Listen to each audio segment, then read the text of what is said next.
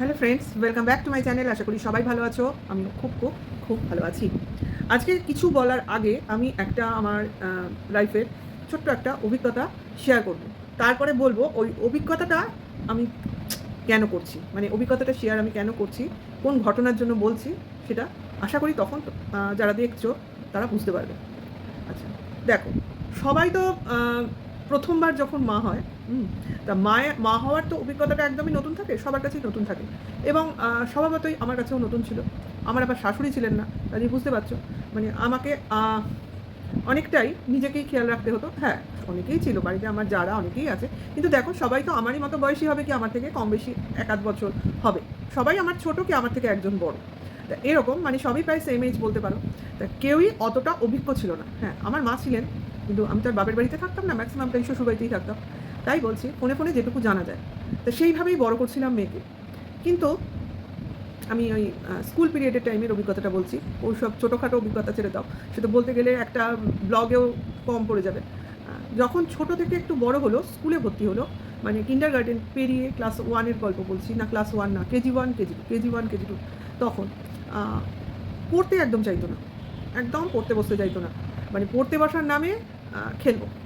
আমার খুব টেম্পার কম, বুঝেছো, আমাকে দেখলে যতটা মনে হয় শান্ত শিষ্ট, আমার ধৈর্য তখন একদমই ছিল না, একদমই ছিল না। আমি একটুতেই রেগে যেতাম, প্রচণ্ড রাগ হতো। আর বাচ্চা মানুষ জীবনে প্রথম তো, তা ওরকম করলেই খুব শাসন করতাম, ভীষণ শাসন করতাম। মানে বকা দিতাম, চোখ বড় বড় করতাম, মারও দিতাম ওইটুকু বয়সে। খুব খারাপ জিনিস, আমি এটা বলছি। আজকালকার ছেলে মেয়েদের দেখি যারা নতুন বিয়ে হয়, দূরে গিয়ে সংসার করে, ছেলে মেয়েদের বড় করে, তারা কিন্তু অনেক বুদ্ধি করে চলে। কেন যে আমার সাথে আমার অভিজ্ঞতা কম ছিল, এটাই বলবো। তার থেকেই আমি ওগুলো করেছি। যাই হোক, আমি বলছি, বললে তোমরা পুরো ব্যাপারটা বুঝতে পারবে। আমি খুব বকাবকি করতাম। মানে ওইটুকু মেয়ে, কত বয়স বলো, এই 3 সাড়ে 3 কি 4 খুব বেশি হলে।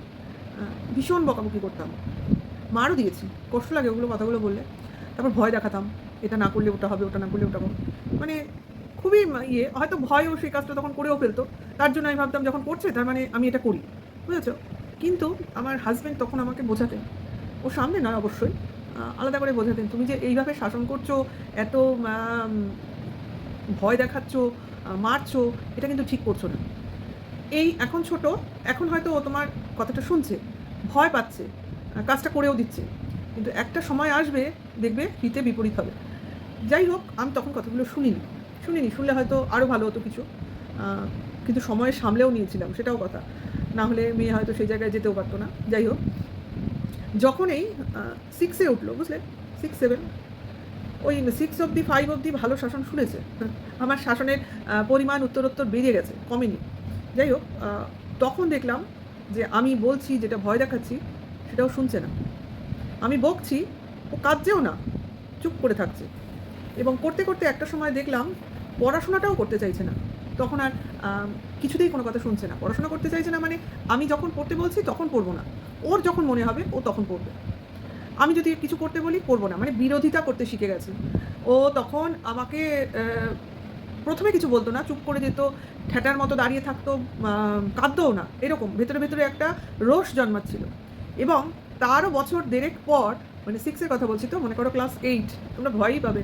ওই সময়টা খুবই অ্যাডোলেসেন্স পিরিয়ড না, ওই সময় ছেলে মেয়েদের খুব নজরে রাখতে হয়। ওই সময় দেখলাম সার্কেলটা পুরো ঘুরে গেল।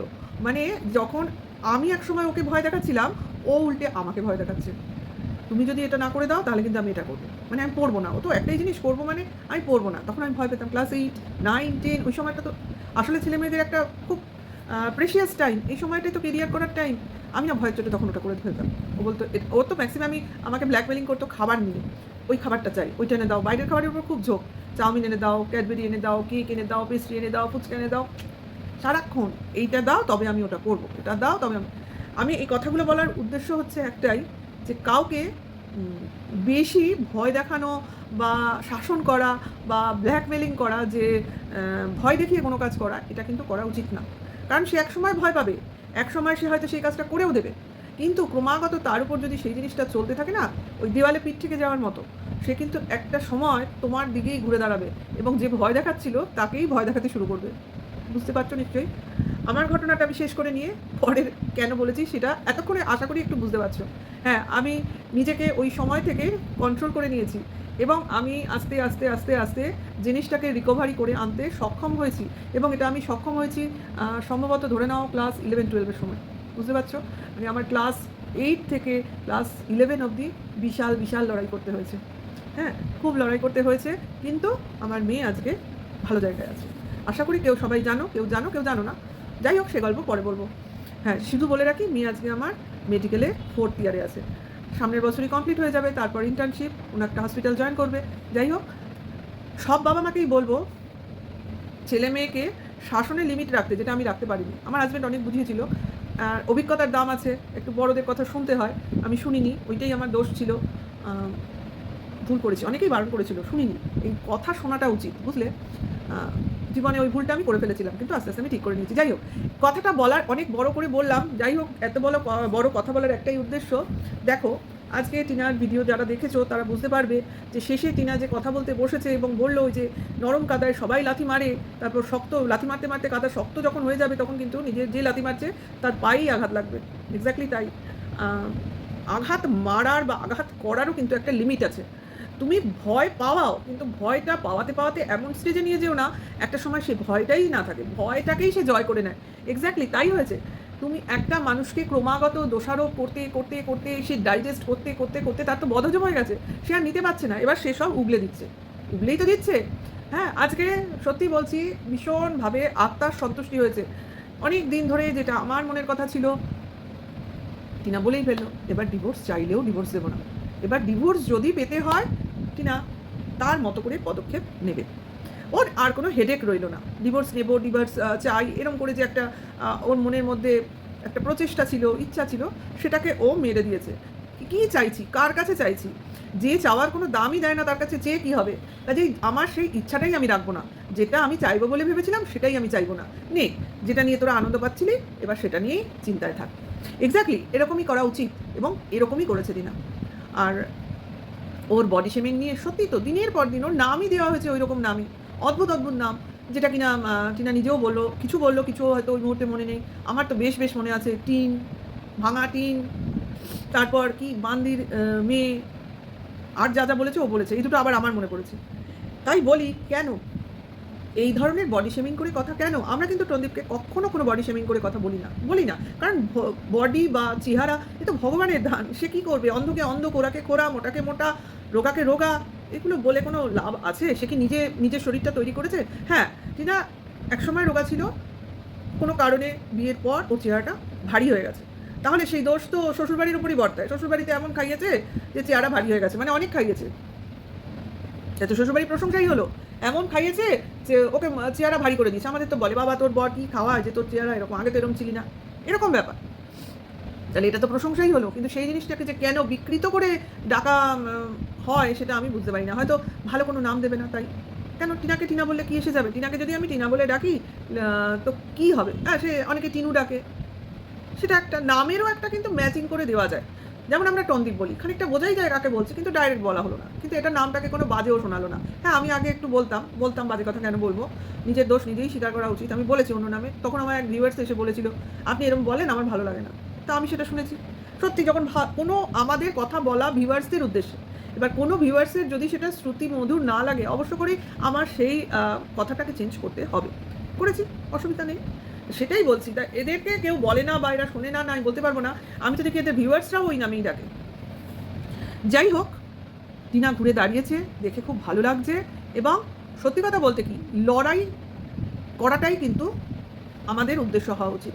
লড়াই ছেড়ে দেওয়া মানে, লড়াইয়ের ময়দান ছেড়ে দেওয়া মানে আমি হেরে যাওয়া। তো টিনা বললো ছেলের কথা বলাতে অনেকেরই খুব জ্বলন লাগছে। ঠিক, একদম ঠিক বলেছে। যখন বলতো না তাতেও তাদের অসুবিধা ছিল, ছেলের কথা বলে না, কেমন পাশানি মা দেখো।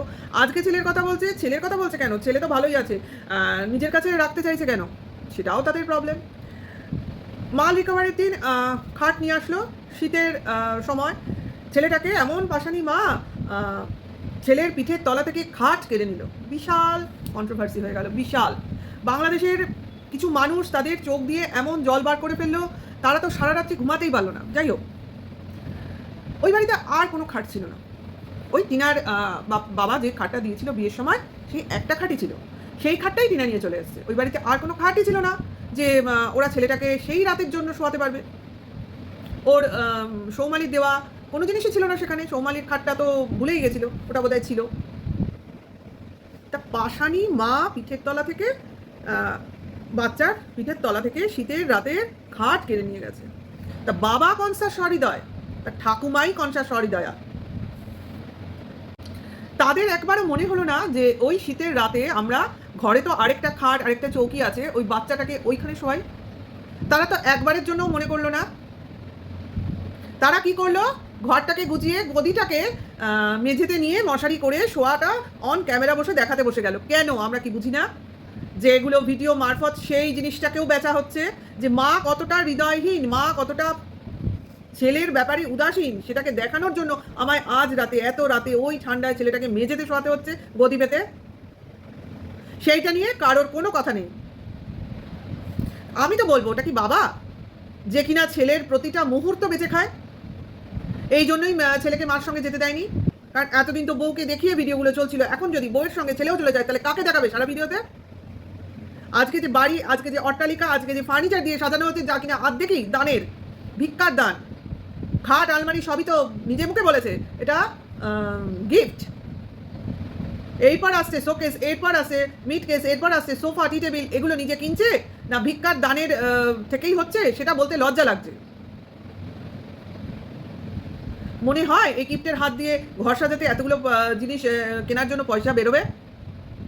তাহলে অনেক দিন আগেই, এরা তো অনেক দিন ধরেই ওই মাসে 1 লাখের গল্প করেছে, বাড়ি করছিল, ধীরে ধীরে বাড়ি তৈরি করছিল। একটা এসি কিনেই হয়ে গেছে, সেই ঘরেই সব গুতগুতি কর না, বাবাকে ঢোকায়নি মা। আরেকটাও তো ঘর ছিল, সে ঘরে একটা এসি লাগিয়ে বাবা মাকে শোয়ার ব্যবস্থা করেছে? করবে না। এখনো আরেকটা এসি হয়তো লাগাবে না, ওই দানের টাকায় করবে, কারণ অনেক টাকাই তো এসছে, বোঝাই যায়।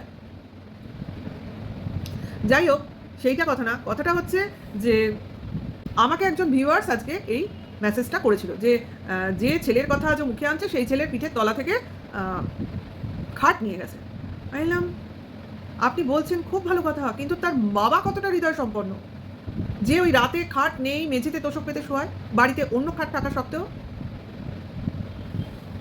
যাই হোক, যেটা পর্দায় দেখবো সেটাই বলবো। পর্দার বাইরে, পর্দার পেছনে, পর্দায় দেখানোর জন্য মেঝেতে শোয়ানো হয়েছিল নাকি পর্দার ভিডিও অফ করার পর খাটে নিয়ে গিয়ে শোয়ানো হয়েছিল সেটা তো আমরা জানি না। কাজেই ওটা বলতেও পারবো না, অনুমানও করতে পারছি না, শুধু মনের ভেতরে রাখতে হচ্ছে। যেটাই হোক সেটাই হবে, সেটাই দেখতে পাবো। আর টিনাকে বলি, এখন যে স্টেপটা নিয়েছে এটা যদি শুরু থেকেই নিত, আজকে ও অনেক কিছুই অ্যাচিভ করতে পারতো, অন্তত কিছু মানুষের ভালোবাসা তো পেত। ঠিক আছে, আশা করি বোঝাতে পেরেছি আমার বক্তব্যটা। আর টিনা যে এখন নিজের দৃঢ়তা দেখাচ্ছে, এরকমভাবেই দেখা, এটাই আমরা দেখতে চাই, ওর ভিউয়ার্সরাও দেখতে চায়। কারণ বোবা সহ্য করা দুঃখিনী মেয়েকে খুব বেশি দিন কেউ ভালোবাসতে পারে না। কারণ প্রোটেস্টটা সবাইকেই করতে হবে, প্রোটেস্ট ছাড়া মানুষকে আজকালকার দিনে আর কেউ ওই বেচারা দেখতে চায় না। কারণ আমরা নিজেরাও তো সংসারে লড়াই করেই বেঁচে থাকি। হ্যাঁ, অত্যাচারের মাত্রাটা এক একটা সংসারে এক এক রকম হয়, আমাদের সেরকম কেউ করার নেই। হ্যাঁ, তো আমরা সবাই একই টাইপের, যা ভাসুক, এটা যে যার সংসারে বাস করি, কি তাকে কি বলবে, কোনো কিছু বলার নেই, বুঝেছেন? আর সবথেকে বড় কথা, মেয়েদের নিজের জোর থাকা দরকার। আমি এটা খুব ভালো করে বুঝি। প্রত্যেকটা মেয়ের যদি নিজের জোর থাকে না, পায়ের তলায় মাটি থাকে আর মাথার উপর একটা আলাদা করে ছাদ থাকে, তাহলে শ্বশুরবাড়ির সবাই তাকে সম্ভ্রম করেই চলে। আমি এটা খুব ভালো করে বুঝি, নিজের একটা আলাদা কিছু অবশ্য করেই থাকা দরকার, তাহলে সম্মান পেতে অসুবিধা হয় না। ঠিক আছে, আপনাকে এমনিই লোকে সম্ভ্রমে দেখবে, চলবে। আশা করি ভালো লাগলো আমার ভিডিওটা। যদি ভালো লাগে তাহলে লাইক, কমেন্টস আর শেয়ার করো, আর সঙ্গে থেকো, নেক্সট ভিডিও ওয়েট করো। এখনকার জন্য এইটুকু, টাটা।